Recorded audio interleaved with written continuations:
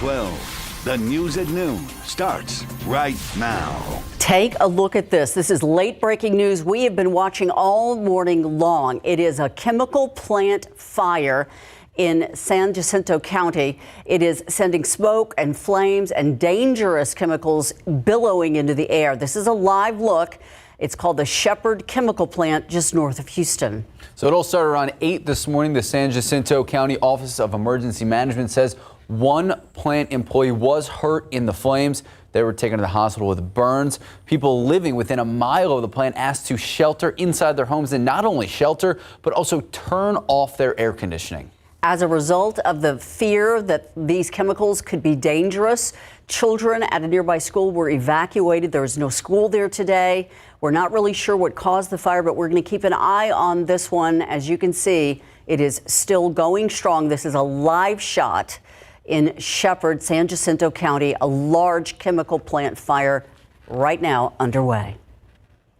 Also new at noon, a Bexar County Sheriff's deputy accused of assaulting someone she's dating while off duty. All this according to the Sheriff's Office. They say the Comal County Sheriff's Office arrested Tony Ramirez yesterday. BCSO says Ramirez charged with assault bodily injury after her arrest. Well, Sheriff Javier Salazar terminated Tony Ramirez from the BCSO as a probationary dismissal. Ramirez had been employed with the Sheriff's Office since January 23rd of this year. And San Antonio police say it has happened again. Another worker hurt while trying to stop a shoplifter. A week ago, we told you about that Macy's employee, the one who was shot at North Star Mall. Well, as Katrina Weber shows us, this latest case involved a suspect accused of using his hands to cause harm. In the grasp of San Antonio police officers, a man is feeling the heat outside this smoke shop. He's facing a robbery charge after something that police say started as a simple theft. They say he raised the stakes by assaulting a worker here who tried to stop him from stealing. They punched him in the face, trying to get in the way. Vape City's regional manager, Rene Rivera, got the call after 4 this morning. He rushed over to find police outside the business on West Commerce near General McMullen. Police say the suspect was one of 3 shoplifters stealing smoking materials, including pipes. They say after punching the clerk, he and the others ran off, but they caught only him. This is the second time in a week that a worker has been hurt after trying to stop a theft. A loss prevention officer from Macy's at North Star Mall is still recovering from being shot by a suspected shoplifter last Tuesday night. In this case, the employee wasn't seriously hurt, but Rivera says this is a reminder of something that we've long heard from police, that it's not worth it to put up a fight. Nowadays, everybody's carrying around guns and stuff. We always tell our employees just don't get in the way, everything's insured. Rivera says the smoke shop worker didn't need medical attention, but he did go home to rest and relax. Thank God that he's safe and everything, so hopefully he recovers good. The suspect could be in for some bad days ahead. He was taken to jail. Katrina Weber, KSAT12 News. San Antonio police warning residents not to confront burglars who've been breaking into homes and cars. And they think in particular it's a group of teens responsible for a series of crimes ranging from criminal mischief to car break-ins to auto thefts. This happening in neighborhoods near Vance Jackson and Dreamland. SAPD saying the crimes have been going on for quite a while, but detectives say it will take time to build the case file for arrest warrants. But overall, property crimes and auto thefts have been on the rise across our city, and police are warning residents, do not confront those thieves by yourself. Don't confront these guys. These guys don't care. They're dangerous. And that's when I hollered at them. But when I hollered, I moved forward and tripped the light. So they saw me. So they, as they were turning and going back into their vehicles, they took the shots and then took off. Well, they went that way. It's a cautionary tale there. He's lucky. Police say the best thing to do is not get involved, but file a police report instead. Any evidence like videos connected to the crime will be linked to a case number and then turned over to detectives. All right, let's take a live look out at the Alamo City. Not nearly as pretty as what we saw yesterday, but Justin, you say the tides are turning. They are. So we're going to see a couple of changes. First off, those clouds you see there, they go away here soon. We're going to see those clouds erode. The sun pops out this afternoon. It's a warm day. Tomorrow, very different. We get a cold front coming through, we get rain, cooler temperatures, and gusty winds. So a lot to think about here over the next 24 hours or so. Well, let's look at the satellite picture, and you can see where those clouds are now, and they are starting to erode. So that low cloud deck that was banked right up against the escarpment along I-35, starting to shrink, and we're starting to see some sun here in southern Bexar County. We'll see it soon here downtown, and then there at the airport on the live cam, you'll start to see the clouds clear out. It's kept temperatures down for now. We're at 73, but notice where the sun is out, temperatures have jumped into the 80s. It's 85 in Pleasanton, 86 in Cotulla. Warm day, and we'll be in the 80s here around San Antonio.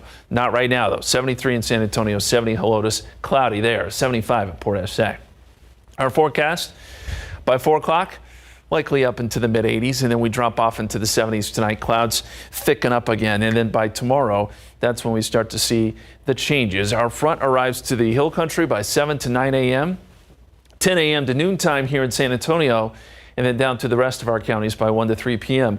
What you can expect, gusty winds, gusting to 30 miles per hour. A cool down, we'll go from the mid 70s down to the low 60s, and a good chance of rain, especially late in the day and into tomorrow night.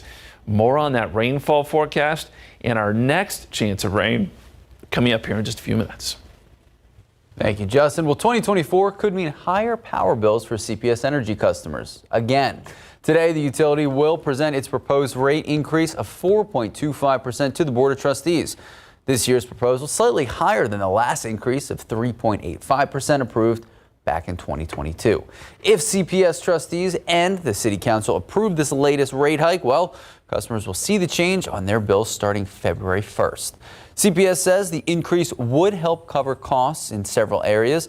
That includes infrastructure updates, investments to prepare for growth, technology, and security, and of course, its own staff. CPS says it will hold several meetings to have community feedback. That way, you can have your voice heard. These meetings will happen through November. The Board of Trustees expected to vote on the rate hike by the end of the year. Then it's up to the City Council to have the final decision. All right. We are in the midst of high school volleyball. We have all the highlights, big wins last night. We're going to explain what happened, why, and what comes next. Voters making their voices heard in local, state, and national elections. We're going to take a look at the major issues that people decided after the break.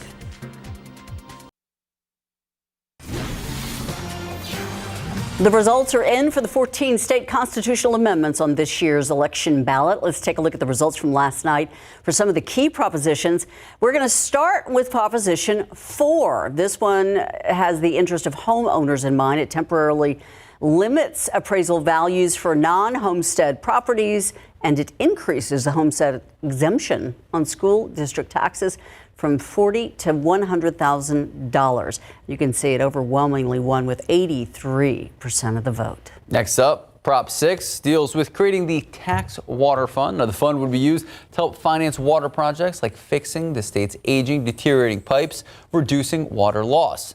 Again, overwhelming victory, 78% for. And then there's Proposition 9, and this was the trend. It was for retired teachers. It will increase the cost of living adjustments for retired teachers from 2 to 6%. 84% of the voters from yesterday, voted for this new amendment. Voters also decided races in the San Antonio area, dealing with city council, local propositions, and the city of Uvalde as a new leader with a familiar face. Voters elected former two-time Mayor Cody Smith over 2 other candidates, including the mother of a Robb Elementary victim. Take a look at that story. All the results from yesterday's election, KSAT12. Pull out the phone, go to the camera app, scan the QR code on the screen, and I'll take you right to the story. Last night's election results say more than just wins and losses for specific things and a few offices. Those results, when taken as a whole, can show which issues are driving voters to the polls. Especially considering what's coming next year. So, as ABC's Justin Finch reports, abortion rights emerged as a key element across several state races.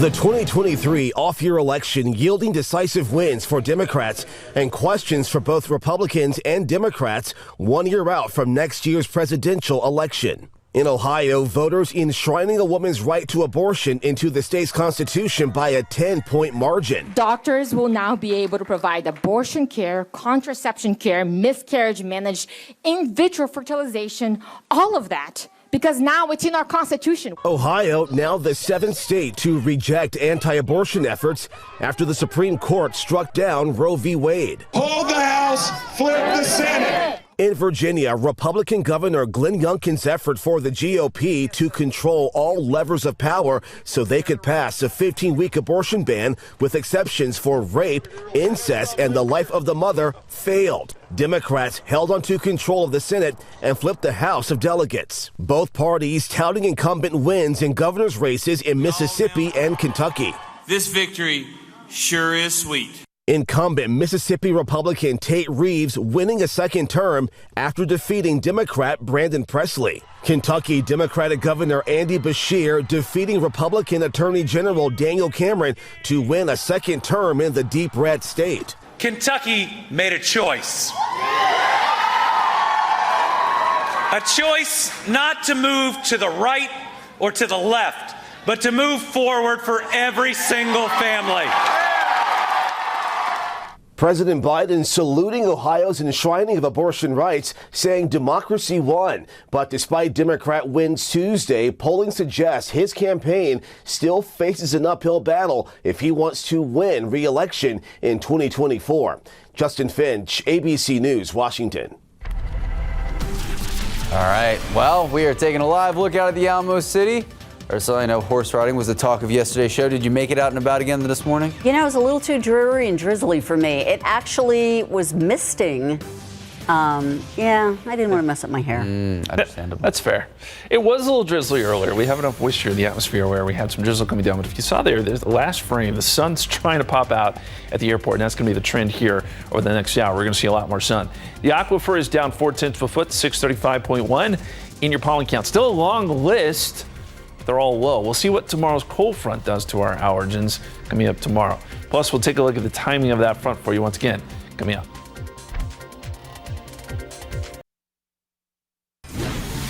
Welcome back. So, SA Live, they had turkey on this week. They had pies on this week. I thought you said the head turkey this week, and you were about to say Mike Osterhage. Is Mike the head turkey? I thought that's what you were saying. I don't know. Okay. We went in a different direction. Well, yes, we do have more food on today. Yes, we do. But in fact, we want you to send some love to the veterans and even future veterans in your life. Scan that QR code and share some pictures because we have Grunt's Grill on the show today. Yes, they've been on the show before, veteran-owned business, and make up some great sandwiches. They had really great recipes, and they are going to be participating in an event this weekend on Saturday where veterans and future veterans can get a free meal. A lot of food trucks out there, so we'll tell you all about that. Very international flavor, too. Yes, indeed. So not a question of the day, a picture of the day. Send it in. Yeah, basically. A nice shout out. So scan that QR code. Yeah. And if you have pictures of your veterans or future veterans, we would love to see them, of course. Thank you, guys. We'll check in with you in just a bit longer. Meantime, the weekend, how's it looking? Yeah, Veterans Day on Saturday is going to be kind of cloudy and cool. I think the rain may hold off, but we have rain chances all around Saturday, and that includes coming up tomorrow with a cold front. I want to show you time lapse from this morning, and you can see that drizzle and mist that Ursula was talking about there on the lens. But in the last couple of frames, we're starting to see the clouds break up a little bit, and as I promised, we'll start to see some sun here within the next hour or so. 73 in San Antonio, 77 in New Braunfels, 77 in Seguin, still 70 in Bernie where it's cloudy. The clouds have helped to keep temperatures down a little bit. In the forecast for today, well, once the sun pops out, you'll see temperatures jump up pretty dramatically. 84 at 4 o'clock. That'll be our high today. And then look for clouds to build back in tonight. Temperatures in the 70s this evening should be okay. Just humid, maybe a little bit breezy from time to time. And as we look across the country, our cold front finally taking shape here, and we're seeing the cooler air starting to funnel in behind it. 43 Denver, 44 Salt Lake City. But what I will point out here is this is not bitter cold air, okay? When that front moves through tomorrow, it's going to cool us down for sure, and you'll feel the difference, but it's not going to be where you got to have the big puffy coats out. It's not going to be that cold. And as we look across the state right now, the front trying to make a little bit of a difference there in Amarillo, 79. Again, not a huge cool down. 80 in Waco, 73 here in San Antonio, 86 in Corpus Christi. It's actually cooler here than it is in Amarillo, and that's because we have that cloud cover in place. So let me walk you through the forecast here. We're going to fast forward all the way to 7 o'clock tomorrow morning. So as you're heading off to work or school on your Thursday, no, there won't be a lot out there. Maybe a couple of very light showers, but the front is just starting to enter the hill country at this point. Heavier rain is going to be up across parts of the Edwards Plateau and to our north and west. But as we get towards midday, here comes the front, and I think it moves through San Antonio sometime between mid-morning and lunchtime. As it does, you'll see some showers and storms develop along the front, maybe some rumbles of thunder. We're not looking for severe weather, but this is mainly just a rain event. And then by the time we get into, say, the afternoon hours, showers and storms pushing southeast, but we'll get rain behind the front. At this point, it's windy, it's cooler, and it's starting to get a little bit rainy out there. Now, I know there are some Thursday night playoff football games. We're going to have to watch that closely. Could be a little bit wet. Around 10 o'clock shows more activity moving through. And this continues through the night into early Friday morning before the rain will begin to clear out. But the Friday morning commute could still be a little bit wet before this moves away. Rain chances tomorrow, they start out on the low end and then they build 50% by 2 o'clock, and by 4 and 5, 6 o'clock, we're talking about a 60% chance of rain. It will go even higher as we head into Thursday night.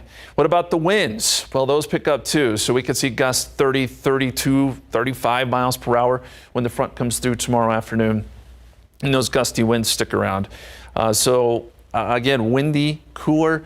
Temperatures will be right around 74. Front comes through.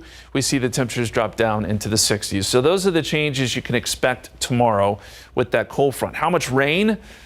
Well, this is through Tuesday. So not only do we have the chance of rain tomorrow, but we get more potentially Sunday into Monday. Mostly light stuff, but it will all add up. And we think maybe 1 to 2 inches potentially around San Antonio. Lower numbers out west, higher numbers closer to the coast. This could be a good stretch for us rainfall-wise. It will be cool, too. 74 Thursday, as we said, but temperatures tumbling in the afternoon. 60 on Friday, that's it, with showers in the morning. 63 for Veterans Day, mostly cloudy, 20% chance of rain. And there's the next shot, Sunday into Monday. Temperatures, though, still in the low 60s with that light rain and cloud cover.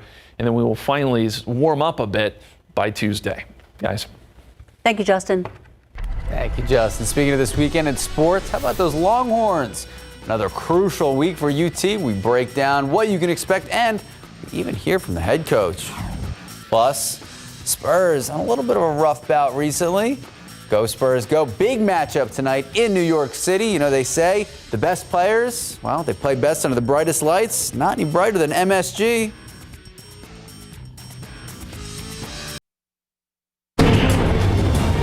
Welcome back. The second college football playoff rankings, they're out, and the Longhorns, they're number 7, just like they were last week. Top 8, well, they remain the same with Ohio State still number 1, Georgia number 2, Michigan 3, Ohio State 4, Florida State 4, Texas 8-1 appears to be the only hope for the Big 12 to crack the top 4, make it to the playoffs, but they really do need to win out to get some help. As for Saturday's 33-30 overtime win against K-State, well, head coach Steve Sarkisian, he's seeing some of these goals and objectives come to fruition. What an awesome environment and atmosphere DKR was Saturday. I mean, it was absolutely rocking, and we needed our fans up until that very last play. And you know, when I took this job, I envisioned obviously us being a championship caliber team and compete for championships year in and year out. And I envisioned having one of the most intimidating places to have to play in the country. And so to have these two things happening in year 3, it's pretty special. All right, so Coach also saying the quarterback Quinn Ewers, who's dealing with that shoulder sprain, he's throwing again. He's now day-to-day. As for our local team, well, regular season winding down for the Roadrunners, who are once again bowl eligible.